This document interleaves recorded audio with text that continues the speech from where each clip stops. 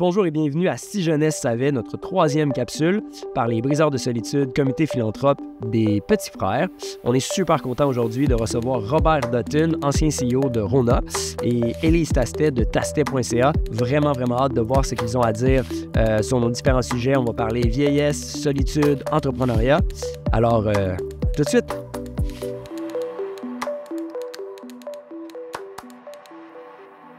Alors, bienvenue à Si Jeunesse savait, notre troisième capsule avec les Briseurs de solitude, comité philanthrope des Petits Frères. On est super content aujourd'hui. On a deux grandes pointures du domaine des affaires. On a Robert Dutton, ancien CEO de Rona, aujourd'hui professeur émérite et mentor. Et on a Élise Tastet, fondatrice de tastet.ca, guide gastronomique au Québec, 3 millions de visiteurs par année.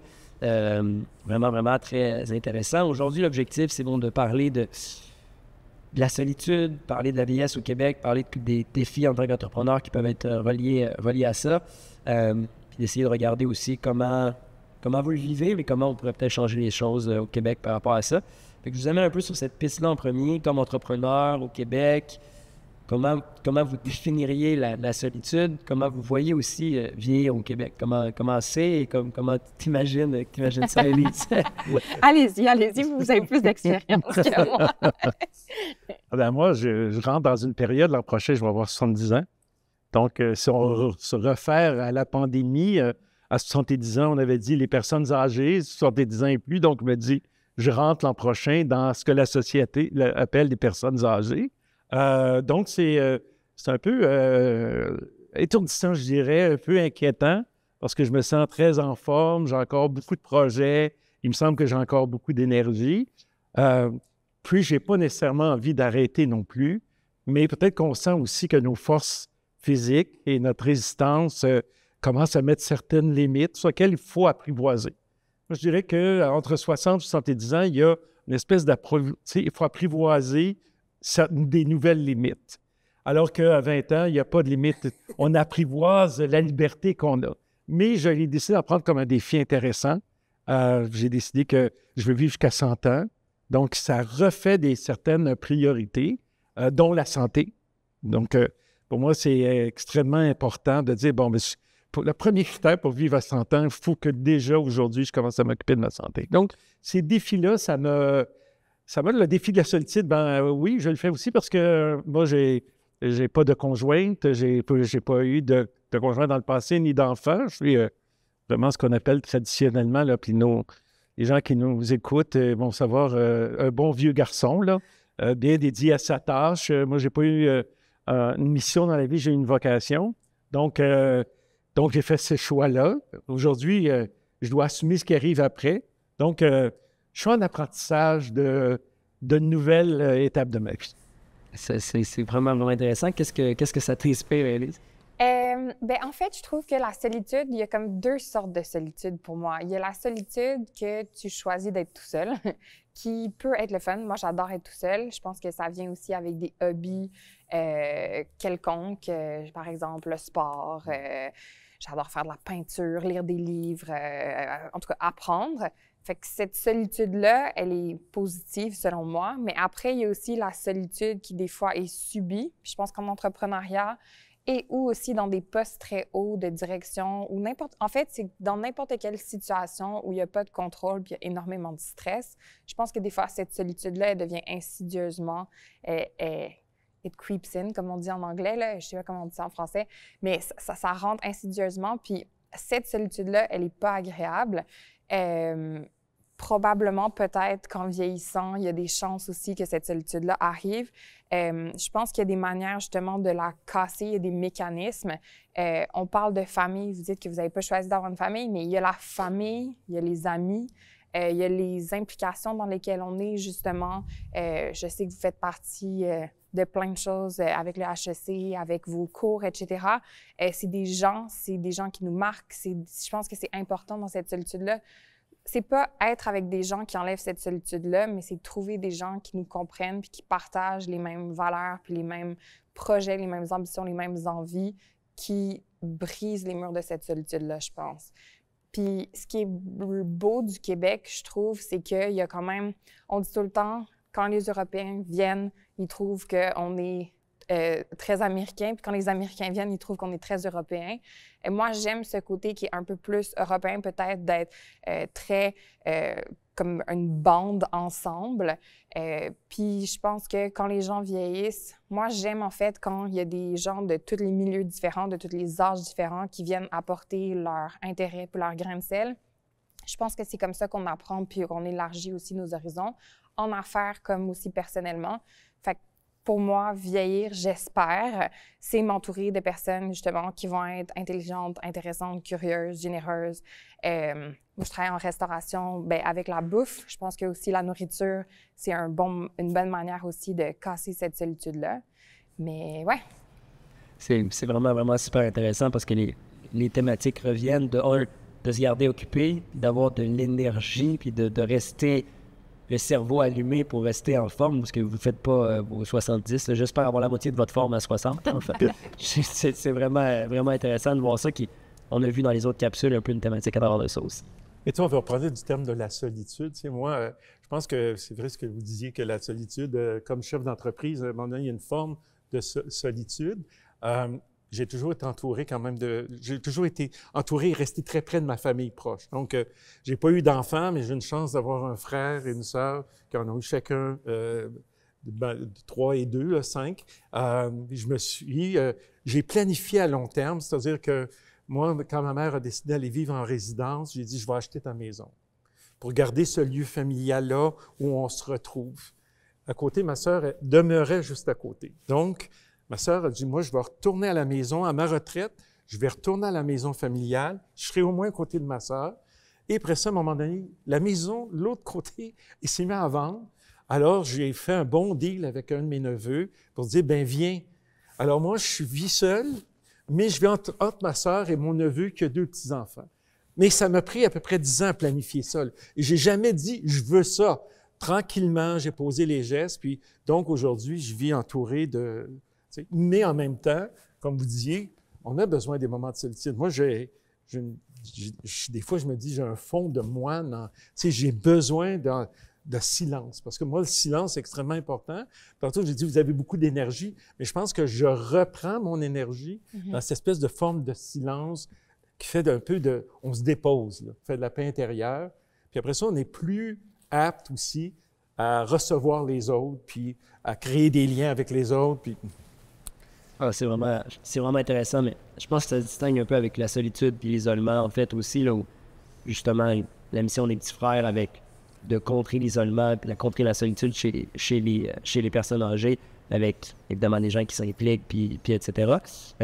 Comment vous réussissez à travers des carrières entrepreneuriales, on va dire, très occupées? Est-ce que vous trouvez le temps de vous engager également? Bon, à la retraite maintenant, je pense que oui, énormément, mais est-ce que c'est quelque chose qui est important pour vous aussi, l'engagement social? Absolument. Moi, je pense que dans tout ce que quand tu disais, il faut être occupé, moi, je pense aussi que les gens occupés sont plus heureux. Quand tu es occupé, tu as aussi moins le temps de te demander si tout est parfait. Je pense que rien n'est jamais parfait. Puis justement, ma mère me disait tout le temps quand j'étais jeune, quand j'étais triste, c'est comme, va t'occuper de quelqu'un d'autre, là, puis tu vas voir que tes problèmes vont être un peu moins pires. Puis c'est vrai, tu sais, dans le fond, quand tu arrêtes de focusser sur ton petit bobo, ben tu te rends compte que c'est pas si pire que ça. Je pense aussi que justement, offrir du bonheur, s'impliquer, être avec d'autres personnes puis les aider, ça amène du bonheur à n'importe qui. Ben, en tout cas, à la plupart des êtres humains, c'est un peu étrange quand même. C'est gagnant-gagnant. Autant celui qui donne du temps que celui qui en reçoit va sortir gagnant de cette Exactement. C'est sûr que c'est ça. J'ai une entreprise, j'ai une famille, j'ai une business, mais je pense que c'est important. Je suis impliquée à aider d'autres entrepreneurs. Je suis beaucoup impliquée avec l'entrepreneuriat féminin aussi. Je suis impliquée avec le plus d'organismes possible, justement, qui aident au niveau de la nourriture puis la restauration. Puis moi, en fait, ma grand-mère est morte d'Alzheimer. Fait que moi, je l'ai vue. J'étais très, très, très, très, très présente jusqu'à la fin. C'était une grand-mère que j'adorais.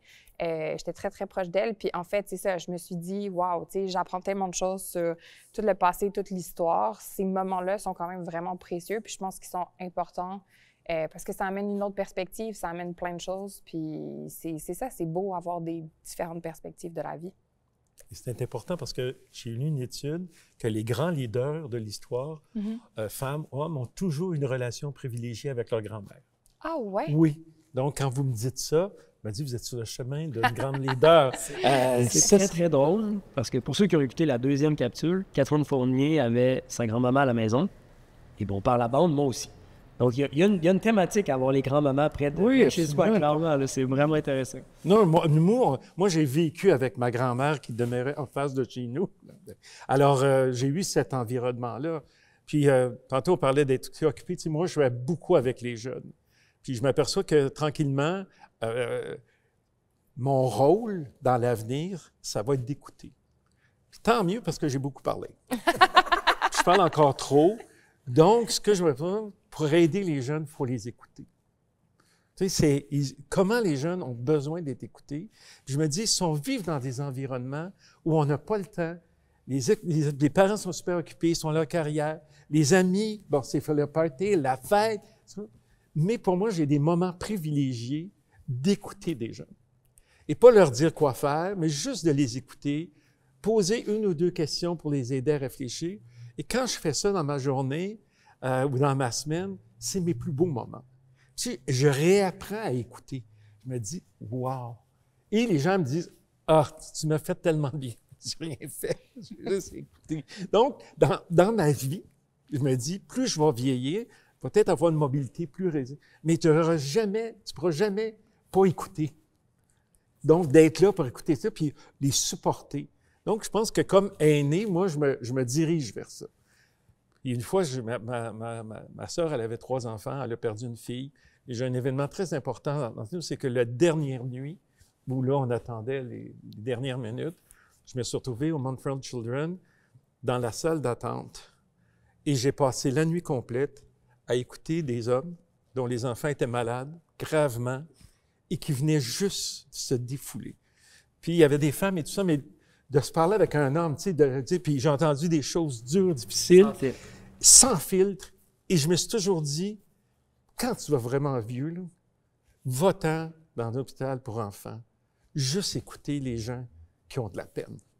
Et ça va leur faire du bien, puis moi, ça va donner un sens à ma vie.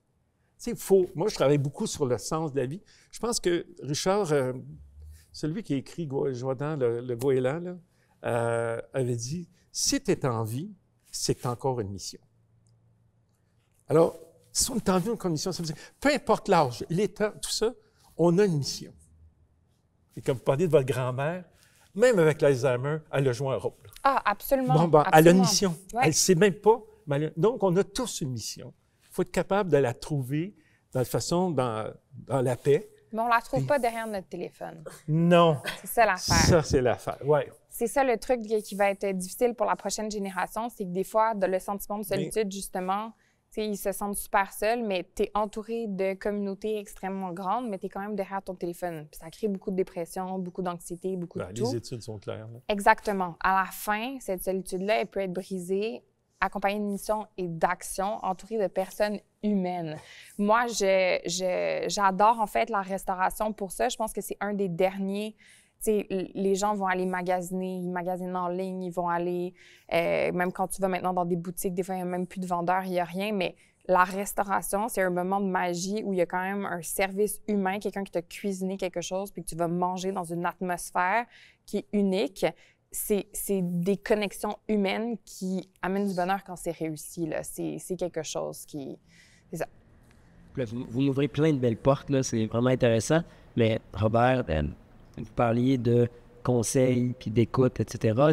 Si vous aviez un conseil à donner à des jeunes entrepreneurs ou des choses que vous pourriez écouter d'une plus jeune entrepreneur, qu'est-ce que vous avez en tête que vous aimeriez partager ou transmettre à elle? Nous, on accompagne principalement les entrepreneurs avant d'accompagner l'entreprise. Parce qu'on se dit, si un bon entrepreneur ou une bonne entrepreneure, c'est une bonne entreprise. Okay? Donc, tout notre programme d'accompagnement, c'est les personnes. Je pense que la première chose que la personne doit trouver, c'est son sens. Parce que moi, je fais beaucoup de liens entre un entrepreneur et un leader.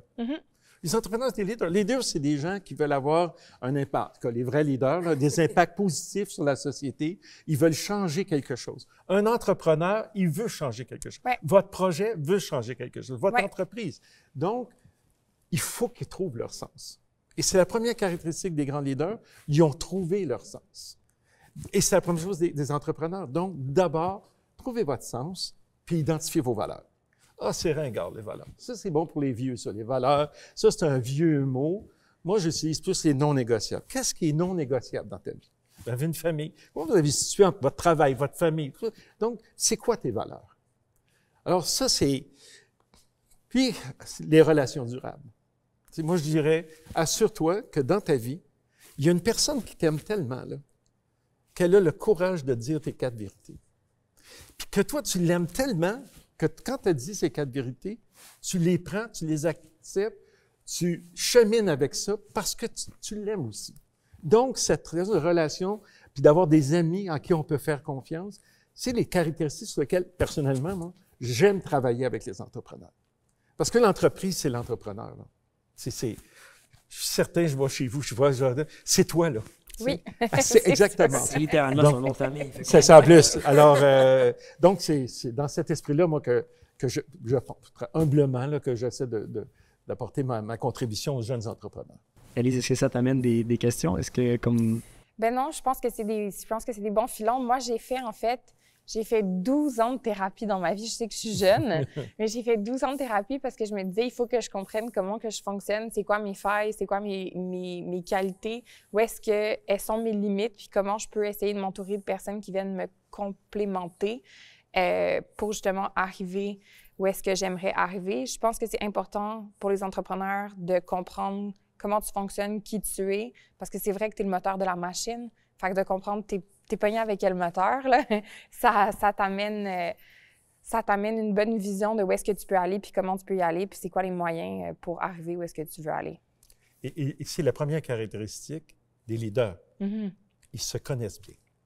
Oui, mais moi, je peux vous dire Alors, qu'après si 12 vous ans avez de fait thérapie, 12 ans je de connais thérapie. très, très Alors, bien. mais non, mais c'est important. Oui, C'est important. je suis d'accord. Imagine, puis comme personne et comme, tu sais, gestionnaire. Ouais. Parce que tu as l'humilité de reconnaître ce que tu aimes, ce que tu n'aimes pas, ce que tu es bonne, ce que tu es moins bonne, C'est et vrai. d'aller te compléter l'équipe qui va créer ces complémentarités-là, qui va faire que ton entreprise va être un succès. Exactement, avec moins de solitude. Mais Ouais. je peux te dire, peut-être juste au niveau de la solitude puis de l'entrepreneuriat, je pense que les moments de solitude les plus grands, c'est justement quand parfois, moi j'étais solo-entrepreneur. Il paraît qu'il y a beaucoup de femmes, en fait, qui sont solo-entrepreneurs. Je pense pas que c'est une bonne idée. Je vais refaire d'autres entreprises dans ma vie, je vais jamais les partir toute seule. Maintenant, j'ai des partenaires, mais il y a un moment où est-ce que, en fait, c'est que quand tu es seule, puis j'ai jamais été CEO d'une grosse entreprise, donc vous pourrez me dire si c'est la même chose aussi, mais toutes les tracas, les stress financiers, les problématiques, elles sont comme dans ta tête, puis tu as quand même le poids de la responsabilité de faire arriver les choses, qui est plus difficilement partageable. Je veux dire, toute l'équipe veut que ça fonctionne, puis à la fin, tout le monde est super motivé puis engagé, mais il y a quand même un poids qui est sur tes épaules, qui parfois, justement, quand je disais que c'est insidieux, elle est difficilement partageable. Je veux dire, quand tu n'as pas de cash flow pour payer ta paye, il n'y a personne pour y arriver sauf toi. Fait qu'il faut que tu trouves ces solutions-là par toi-même. Je pense que c'est ça qui est difficile au niveau de l'entrepreneuriat, puis on en a parlé un peu plus tôt, mais il y a aussi cette question de performance intense tout le temps. C'est très important de performer. Évidemment, il faut faire de l'argent. Évidemment, il faut avoir des bonnes marges. Évidemment, il faut avoir de la profitabilité, mais ça arrive de se tromper. Puis c'est correct si, évidemment, on apprend de ces erreurs-là, on comprend pourquoi et où on s'est trompé, puis on s'arrange pour ne plus le refaire aussi.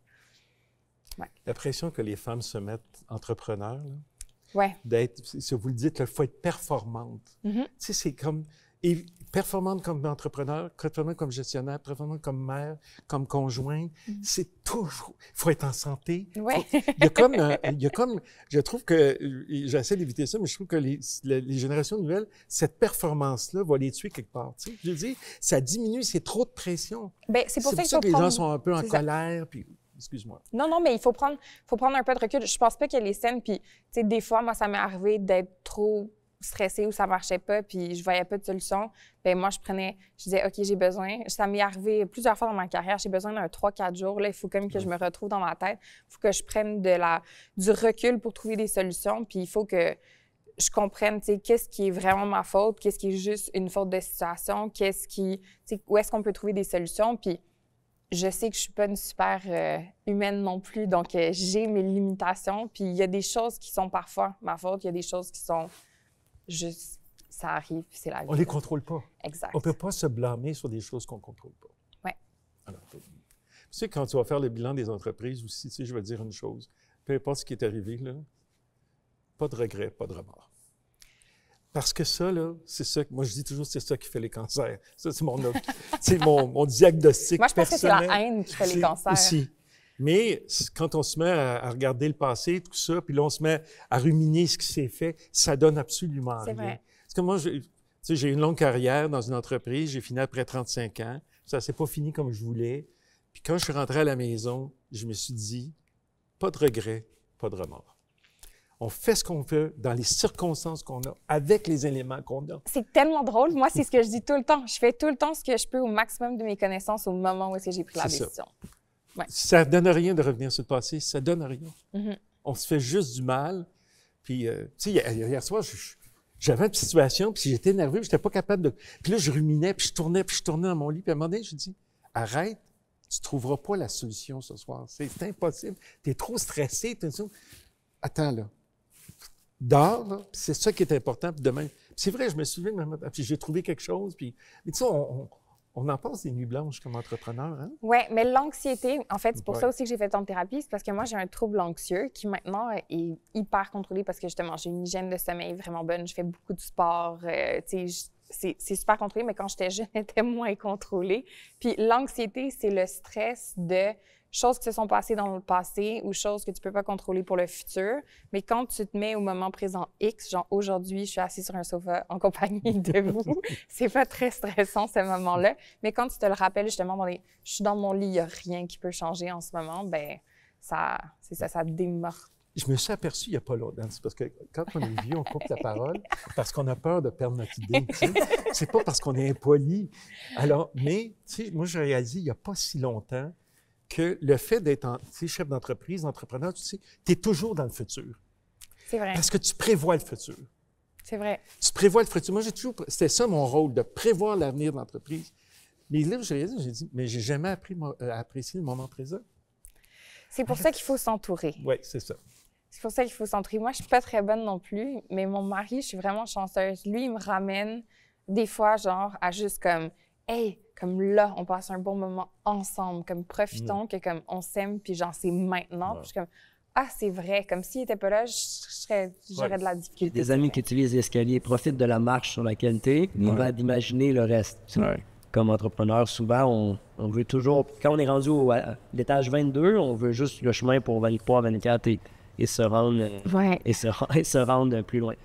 Puis en se dirigeant vers la conclusion, je suis curieux de vous entendre sur, on a parlé de futur, on a parlé de ça. Comment vous voyez justement la suite au Québec par rapport à, on parlait dans le cadre des autres capsules, on place un peu les gens, etc. Est-ce que vous pensez qu'on fait la bonne chose, la place des aînés au Québec? Comment vous voyez ça évoluer? Est-ce qu'on donne assez la parole à nos pionniers, nos ambassadeurs, ou à ceux qui ont créé le Québec Inc. en fait, ou est-ce que vous pensez qu'il y a des choses qui devraient changer? Je peux donner mon opinion. Moi, je pense que il y a la question de la santé. Je pense que quand tu es malade, comme par exemple ma grand-mère, on a essayé de s'en occuper jusqu'à un maximum, mais quand la personne est comme dangereuse pour elle-même ou quoi que ce soit, je pense qu'il y a une certaine limite qu'on peut faire. Par contre, je pense que c'est important de garder les jeunes, les malades, en fait, c'est que toute notre société, il faut que les gens restent impliqués. Puis c'est ça qui est important. Mon fils, qui a 3 ans et demi, sa garderie, ils vont dans la maison de personnes âgées à côté de la garderie. Puis je trouve ça tellement beau. Je suis comme, ça devrait être comme ça toutes les semaines. Il devrait avoir une mixité de tous les âges, de tous les milieux, riches, pauvres, toutes les ethnies. Tu apprends tellement en côtoyant des gens qui sont différents de toi. Donc, pour l'avenir du Québec, je pense qu'il y a un effort à faire de chaque citoyen de s'impliquer plus au niveau des aînés, mais au niveau juste de la communauté. Je pense que c'est important. Je pense que c'est comme ça qu'on est plus heureux aussi et moins seul. Mais c'est ça, il y a une limitation de santé que je comprends aussi, mais quand les gens sont malades, ben allez les visiter. Ce temps-là, il n'est pas passé devant un écran, mais il est quand même il y a une grande valeur. Non, c'est clair. Et pour vous, Robert? Moi, c'est évident que là, il faut s'occuper des personnes âgées. Mais je suis inquiet. Tu sais, moi, je suis inquiet pour est-ce qu'on va me soigner?